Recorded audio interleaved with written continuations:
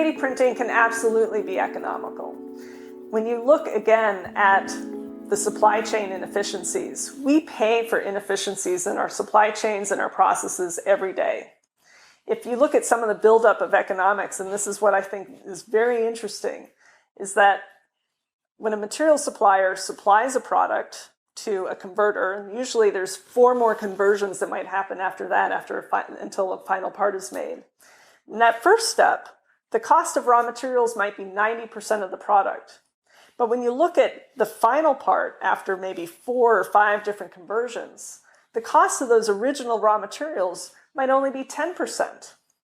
Well, the advantage of 3D printing is that you can start to bring in and simplify all those assembly steps and bring complex parts within a single manufacturing step. So you're able to eliminate a lot of steps in that supply chain. So even if you're paying a high cost for raw material or a printer, you're cutting out so many steps and so many conversions that the result is a cheaper part and one that can be produced in a much shorter amount of time.